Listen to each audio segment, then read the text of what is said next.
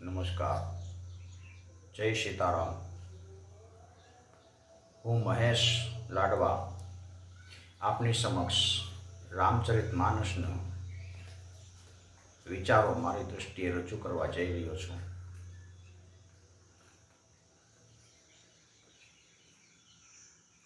તુલસીદાસજીએ રામચરિત માનસની અંદર જે વિચારો બતાવ્યા છે રામના જીવનના, એ રામના જીવન પ્રમાણે પ્રત્યેક માણસ આચરણ કરે ને તો એનું જીવન બદલી જાય છે. દુષ્ટમાં દુષ્ટ વ્યક્તિ હોય તો એ સુધરી જાય છે. શ્રી રામચંદ્ર ભગવાન કી જય.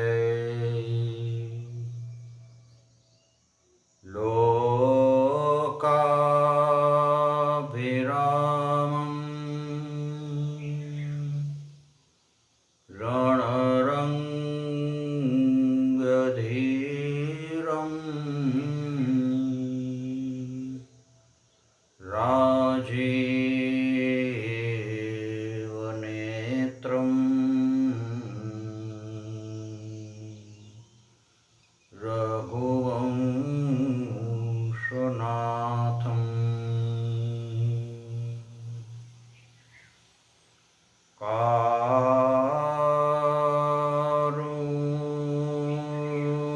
કારુણ્યરૂપમ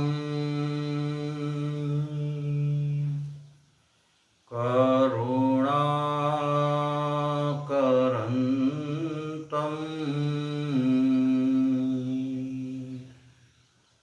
શ્રી રામચંદ્રમ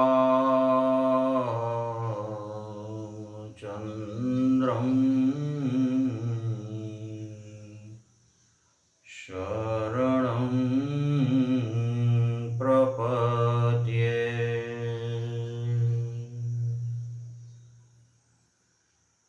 मनोजवं मारुततुल्यवेगं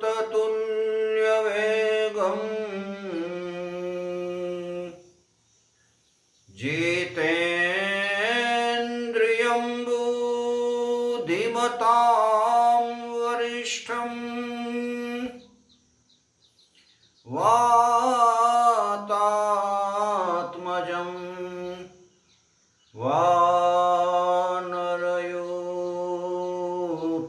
मुख्यं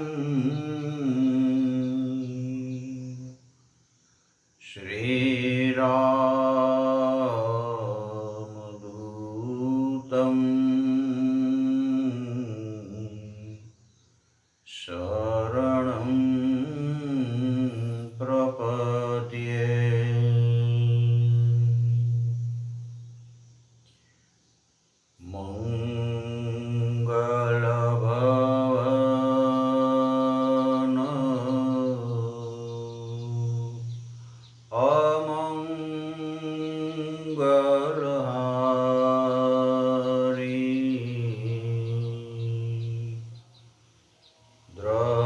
દ્રવહુસો દશરથ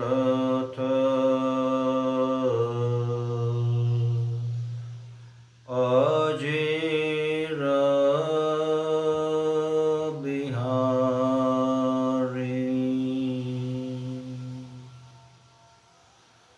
સિયા રામમય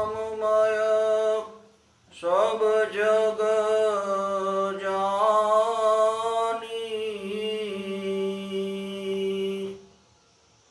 करौ प्रणाम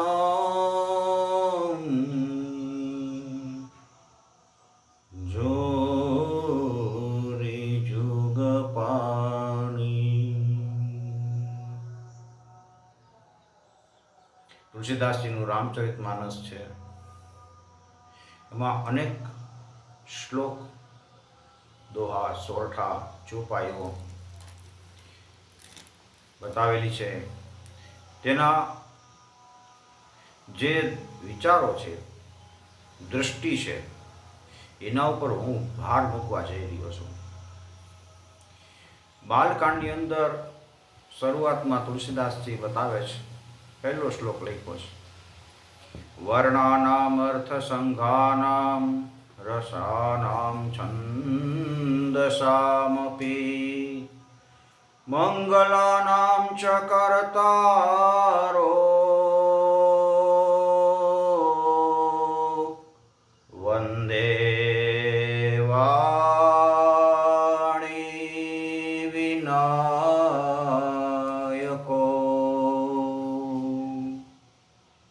પહેલો શબ્દ તુલસીદાસજીએ વર્ણ લખ્યો છે અને તુલસીદાસજીએ છેલ્લો શબ્દ માનવ લખ્યો. વર્ણ અને માનવની વચ્ચે આખું રામચરિત માનસ તુલસીદાસજીએ મૂક્યું છે.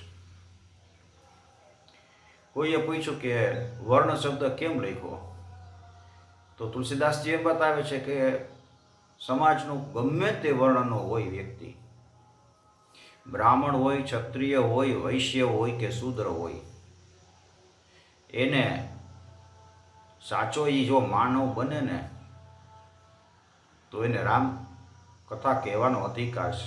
આ રામાયણ ઉપર એનો અધિકાર છે. બ્રાહ્મણો કદાચ એમ કહે કે અમે ઉચ્ચ વર્ણના છીએ એટલે પહેલો અધિકાર અમારો આવે. તુલસીદાસ કહે નહીં. ક્ષત્રિય કદાચ એમ કહે કે અમારા કુળમાં રામજીએ જન્મ લીધો, ક્ષત્રિય વંશમાં જન્મ લીધો છે, તો તુલસીદાસ કહે એમ નહીં. વૈશ્ય કદાચ એમ કહે કે અમે રામજીની બધી સેવા કરી એટલે અમારો અધિકાર રામાયણ ઉપર બને, તુલસીદાસ કહે નહીં. શૂદ્ર કદાચ એમ કહે કે રામજી એના જીવનના 14 વર્ષ અમારી સાથે વિતાવ્યા, ભીલ લોકો સાથે વિતાવ્યા, તો અમારી અધિકાર પહેલો બને, તો તુલસીદાસ કહે નહીં. ગમે તે વર્ણનો હોય, ગમે તે જાતિનો હોય, પણ એ સાચા અર્થમાં માનવ હોય ને તો એ રામ ચરિત માનસનો અધિકારી બને છે. અનેક છંદ, સોરઠા, ચોપાઈ એનાથી તુલસીદાસજીએ આખી રામચરિત માનસ લખી છે. અને મંગલોના કરતા ગણપતિ અને સરસ્વતી એની વંદના સાથે કરી છે. તુલસીદાસજી કહે છે કે મારે તો જ્ઞાનની જરૂર છે અને ભાષાની જરૂર છે. ગણપતિ છે એ જ્ઞાનના દેવ છે અને સરસ્વતી છે એ ભાષાના દેવી છે, તમને ભાષા આપે. તો દુનિયાની સામે આપણે રામચરિત માનસના ગુણગાન ગાવા જતા હોય, એની સમક્ષ રજૂ કરતા હોય, તો મારી પાસે બે હોવું જોઈએ. ભાષાએ હોવી જોઈએ અને જ્ઞાને હોવું જોઈએ.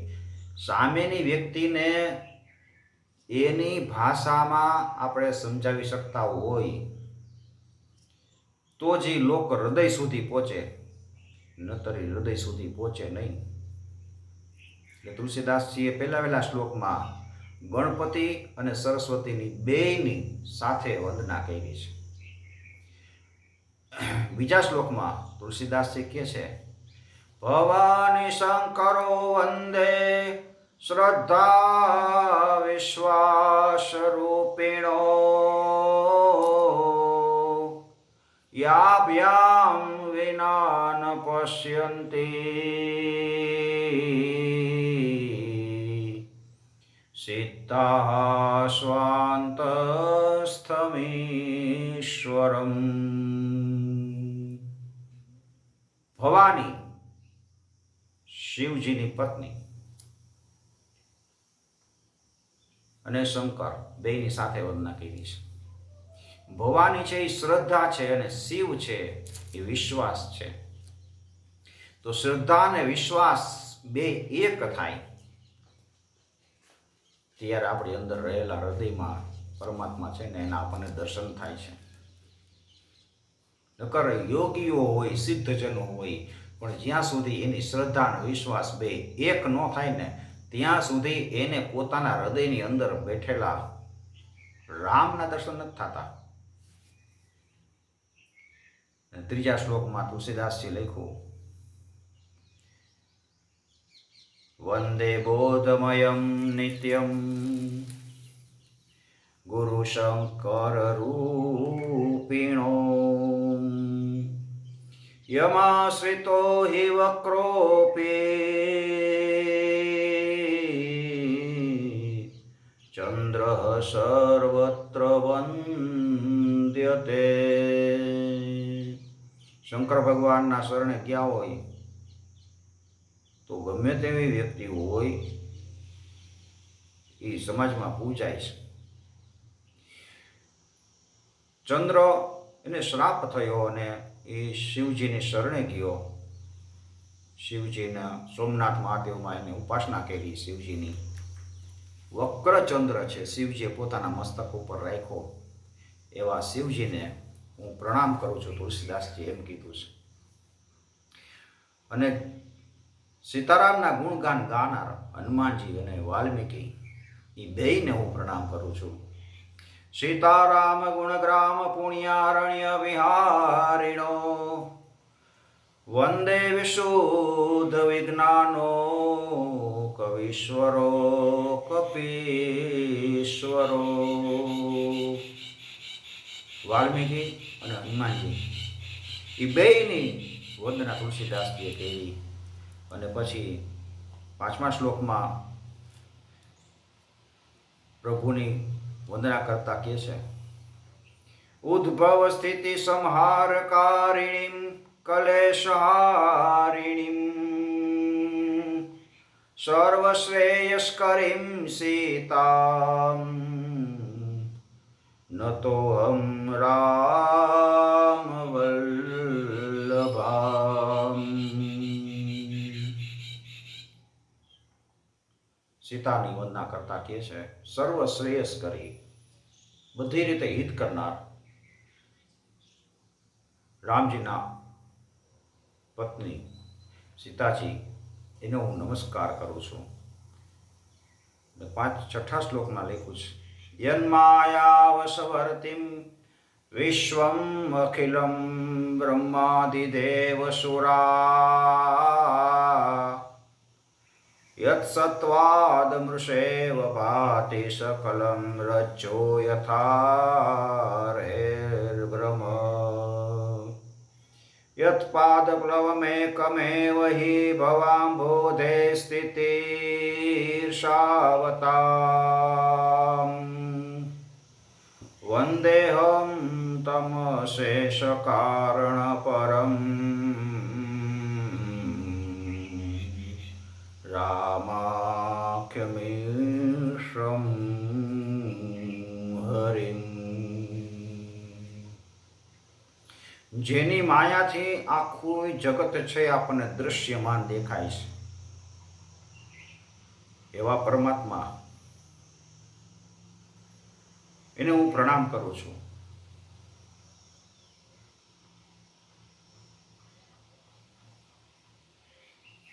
અને 6 શ્લોકમાં લખ્યું,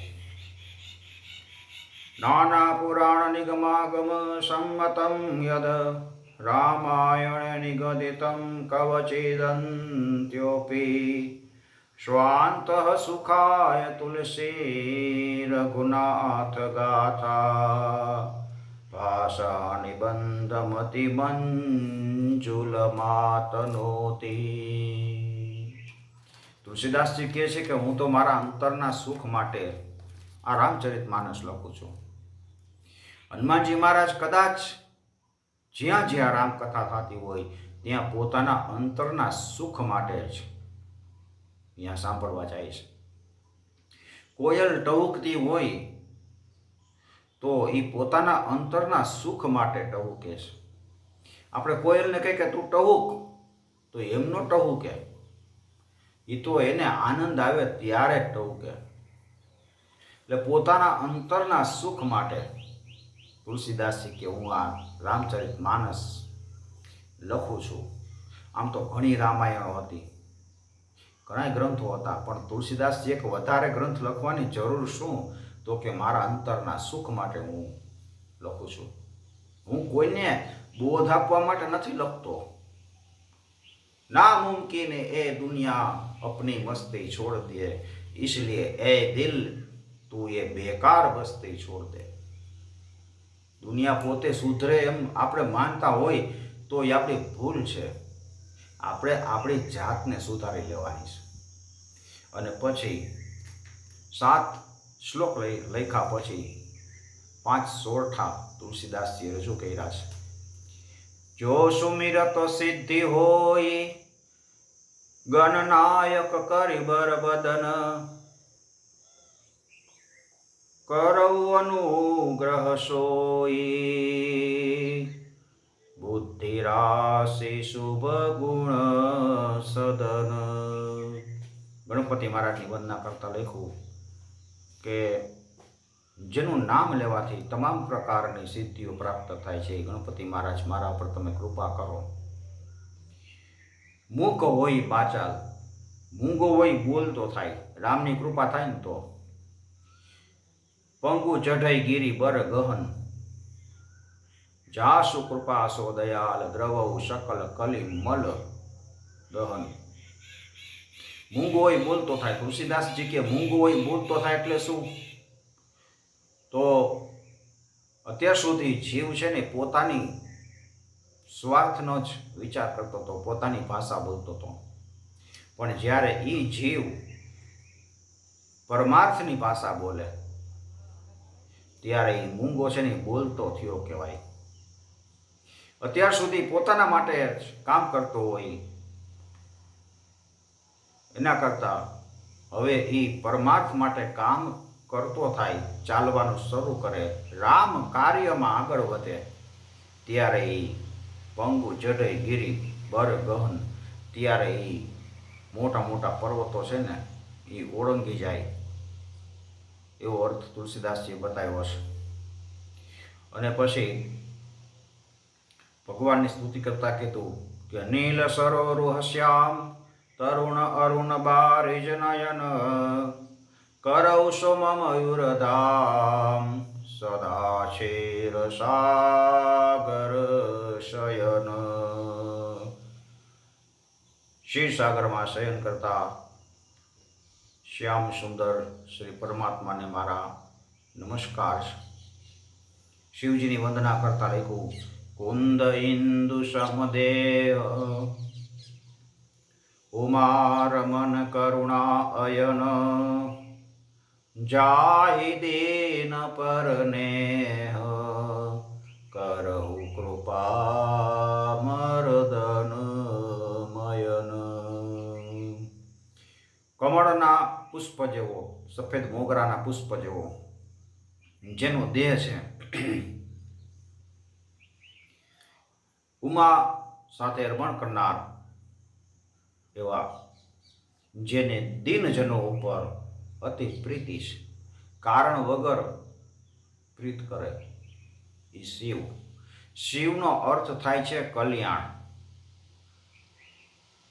એવા કામદેવને નાશ કરનાર શિવજીને મારા પ્રણામ છે. અને પછી ગુરુજીની વંદના કરતા લખ્યું છે બાંધવ ગુરુપદ કંજ કૃપા સિંધુ નર રૂપ હરે, મહામોહતમ પુંજ જાસુ બચન રવિ કર નિકર. ગુરુના ચરણોમાં, જેના ચરણ છે ને એ કમળ જેવા હોય, આચરણ શુદ્ધ હોય, ચરણ શુદ્ધ હોય, એવા ગુરુ એના ચરણોમાં હું નમસ્કાર કરું છું. જે ખુદ ઈશ્વરનું સ્વરૂપ લઈને, નારાયણનું સ્વરૂપ લઈને આપણી સમક્ષ આવે ને, ગુરુ આપણને જ્ઞાન દેવા આવે. કૃપા સિંધુ નર રૂપ હરિ, ભગવાન ખુદ ગુરુનું રૂપ ધારણ કરીને આપણી પાસે આવે છે. આ વાત યાદ રાખજો. અને ગુરુની વાણી કેવી હોય? ખાલી બોલે ને ત્યાં તો આપણી અંદરનો મોહ છે ને એ નષ્ટ થઈ જાય. મહામોહ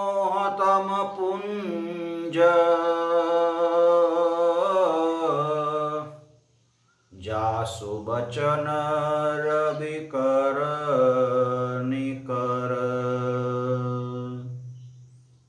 જેના વચન જેવા હોય કે આપણો અંદરનો મહામોહ અંધકાર રૂપી જે